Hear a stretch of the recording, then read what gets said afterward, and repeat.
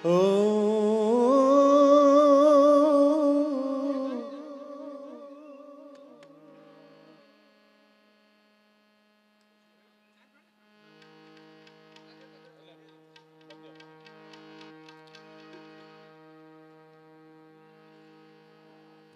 વર્ષ થયા એ ફિલ્મને.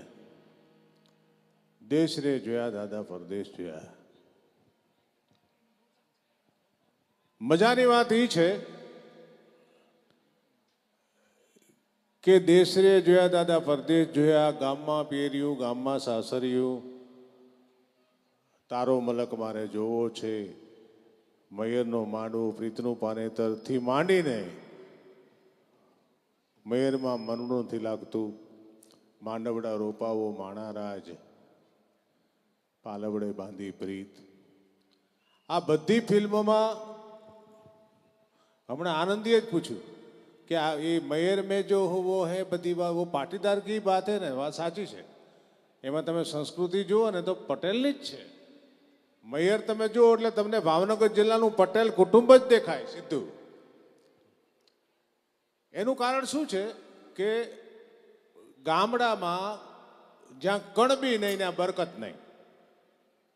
બીજું ઇતર વર્ણ હશે ને ગમે તેટલું હશે, પણ જ્યાં સુધી પટેલ ન હોય, પાટીદાર ન હોય, ત્યાં સુધી બરકત ન આવે, ગામમાં રિદ્ધિ સિદ્ધિ ન આવે. અને એ જે ફિલ્મોમાં પટેલનું કલ્ચર આવ્યું છે, પટેલના રીત રિવાજ આવ્યા છે, એનું જીવન આવ્યું છે, એ ફિલ્મો લોકોને ગમી છે. અત્યારે ફિલ્મ નથી ચાલતી, નથી ગમતી, અથવા તો એનું કારણ એ પણ છે, એવું આપણે નથી કહેતા પટેલનું જ બતાવો એમ, પણ એમાં સંસ્કાર નથી, સંસ્કૃતિ નથી, એટલે આજની ફિલ્મો નથી ગમતી. દેશ રે દાદા પરદેશ જોયાની આપણે વાત કરું કે ક્યાંથી આ ફિલ્મ બની. ચરોતરમાં એટલે ખેડા જિલ્લામાં એક દીકરીને અમેરિકા પરણાવી. સાંભળજો, આપણે કેવી થાપ ખાતા હોય. અમેરિકામાં પરણાવી, સત્ય ઘટનાઓ બની ગયેલી ચરોતરની.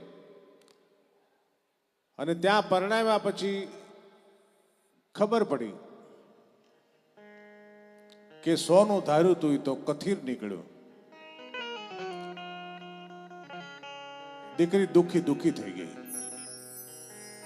માવતરનું ઘર છોડીને દીકરી સાસરે જાય ને ત્યારે બધું મેલીને જાતી હોય, પણ સામે એને મળતું કાંઈ નથી. એ તો જે ત્યાગ કરે એને મળવું જોઈએ ને.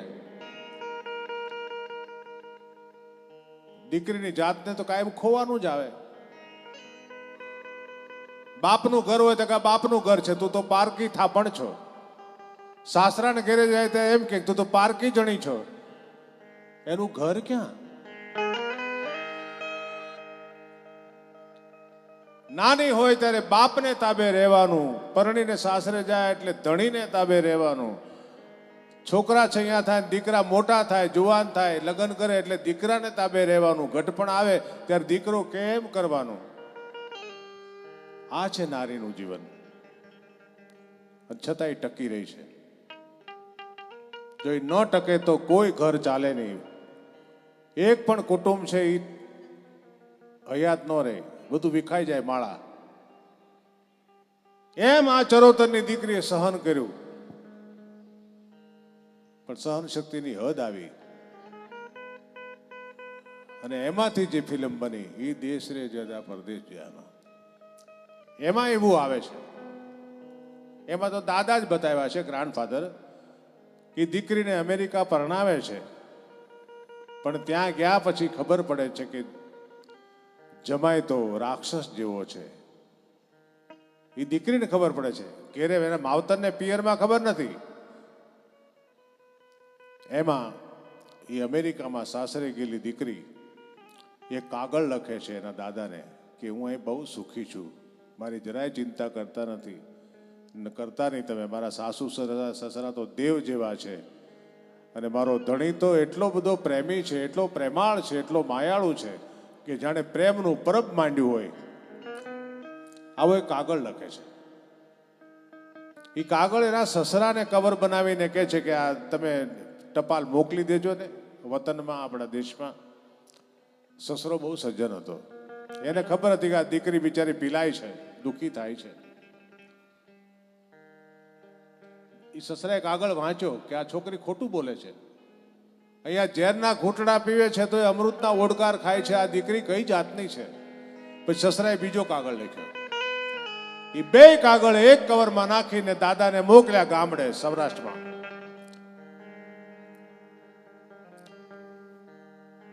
અને દાદાના હાથમાં કવર આવ્યું કે અમેરિકાનો કાગળ છે. દીકરીનો જ કાગળ હોય ને, દીકરીનો કાગળ હાથમાં આવ્યો.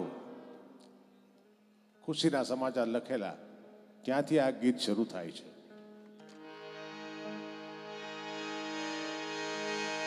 કે દેશ રે જોયા રે દાદા, પરદેશ જોયા જો, અને જોયો રે મારા પિયુજીનો દેશ રે દાદાજી, જોયો રે મારા પિયુજીનો દેશ રે દાદાજી. સસરા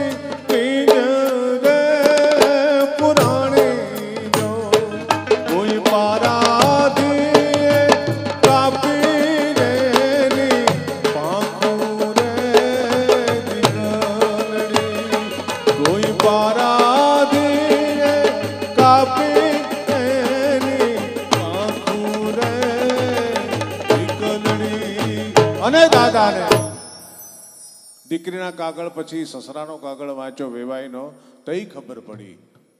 અને દાદાની આંખોમાંથી ચોદાર આહુડા પડે છે. અને છેલ્લે જે કે છે અને ભાંગી પડે છે, તૂટી પડે છે. દાદા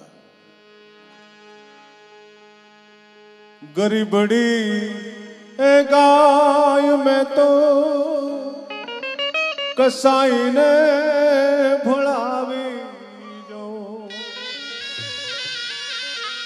એ ગરીબડી ગાય મેં તો કસાઈને ભોળાવી જો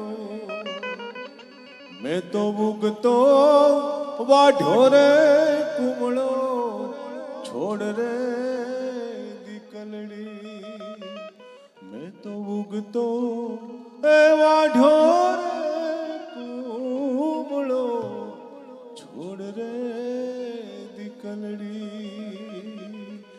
આ ગીત ઉપરથી આખી જે ઘટના બની એણે લોકોને અસર કરી, કારણ કે આ ઘર ઘરની વાત છે.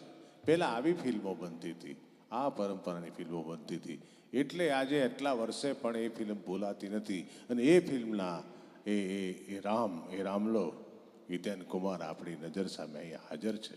હવે કલાકારોના સન્માનનો વિધિ, આપણા મહેમાન છે આજે હિતેન કુમારને આનંદી, એટલે એનું સન્માન કરવાનો આખો કાર્યક્રમ છે. થોડો નાનો આ છે. ધન્યવાદ અરવિંદભાઈ.